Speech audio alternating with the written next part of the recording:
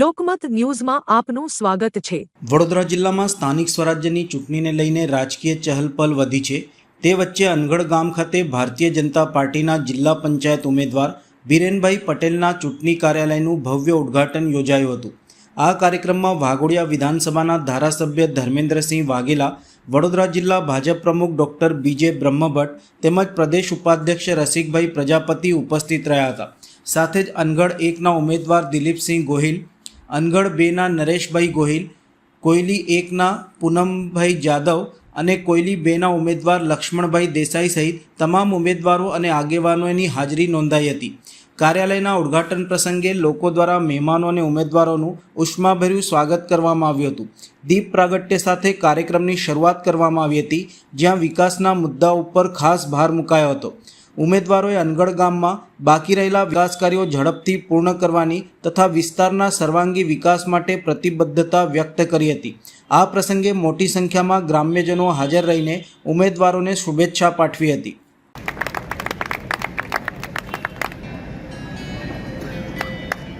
તાલુકા પંચાયતના સદસ્ય શ્રીઓ ભાઈ શ્રી નરેશભાઈ।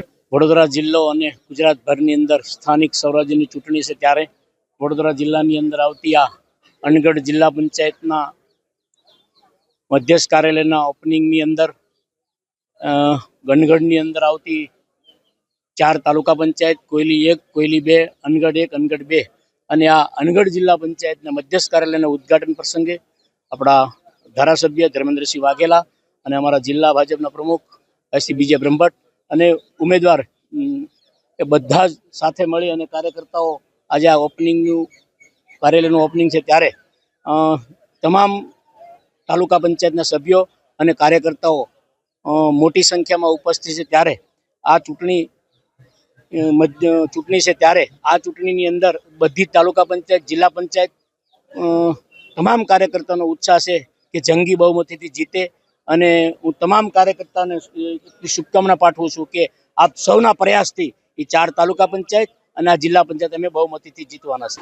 આજ રોજ અનગઢ જિલ્લા પંચાયતનું અંકોડિયા ખાતે મધ્યસ્થ જિલ્લા કાર્યાલયનું ઉદ્ઘાટનનું આયોજન કરવામાં આવેલ છે, જેમાં અમારા જિલ્લાના અધ્યક્ષ શ્રી ડૉક્ટર બીજે બ્રહ્મભટ્ટ સાહેબ, અમારા વાઘોડિયા વિધાનસભાના ધારાસભ્ય શ્રી એવા ધર્મેન્દ્રસિંહ વાઘેલા બાપુ, અમારા જિલ્લાના પૂર્વ અધ્યક્ષ અશ્વિનભાઈ પટેલ, સંગઠનના હોદ્દેદારશ્રીઓ, મહામંત્રીશ્રીઓ તેમજ અમારા ઉમેદવારશ્રીઓ, તાલુકા પંચાયતના, જિલ્લા પંચાયતના અને સંગઠનની ટીમ તેમજ સમગ્ર મતદાતાઓ અહીંયા આજે ઉપસ્થિત રહ્યા છે।